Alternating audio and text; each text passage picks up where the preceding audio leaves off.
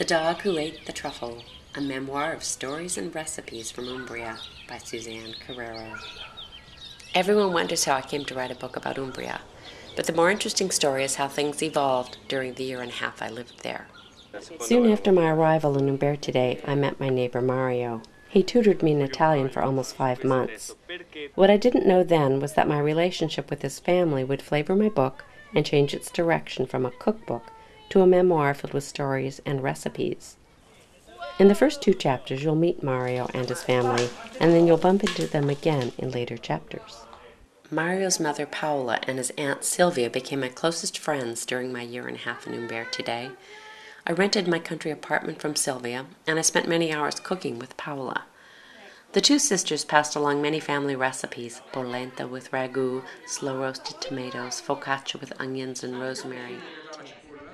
In other chapters, you'll meet the legendary truffle hunter, Il Simba, and his dog who ate the truffle.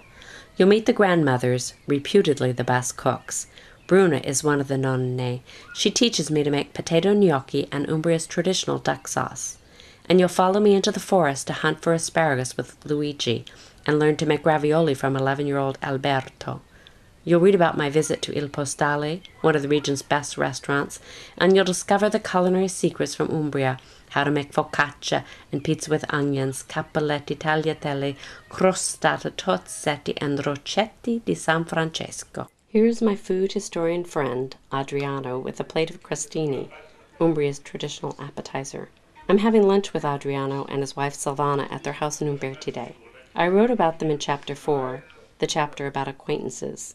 For lunch, Silvana is making one of Umbria's favorite kinds of fresh pasta, tagliatelle. After growing up in a large family on a farm and making fresh pasta every day for years, she makes it look really easy.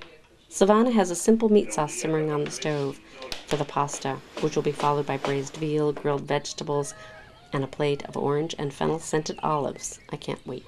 During my time in Umbria, I traversed the region, from the town of Deruta in central Umbria to the hills of Colfiorito above Foligno, to Cascia, a mountain town in the south. I was on the lookout for wineries, small food producers, and talented artisans.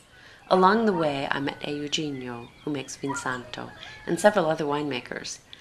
Then in Deruta, I met Novella and her daughter, both ceramic artists and good cooks. Down south, I learned how to make pecorino cheese and ricotta, and pick saffron with Silvana. I picked olives with a family who live in the hills above my apartment, and I learned about making Umbria's famous pork products, porchetta, salsiccia, salami, pancetta, and prosciutto, from some local butchers. I'm at 2M Centro Carni, a traditional meat shop in Umbertide. They do their own butchering and make their own cured meats. On Tuesdays, they sell porchetta. Massimo, one of the owners, says that Umbria is famous for this ancient dish: a whole roasted pig seasoned with salt, pepper, garlic, and wild fennel. The traditional method calls for slow roasting in a wood-burning oven. The slices of crisp rind and moist aromatic pork make one of the best sandwiches I've ever had. Almost every Sunday during the warm months, I went to one of the hundreds of festivals and celebrations in the region of Umbria with my friend Sylvia. Through festivals, old traditions, lifestyles, crafts, and culture are transferred from one generation to the next.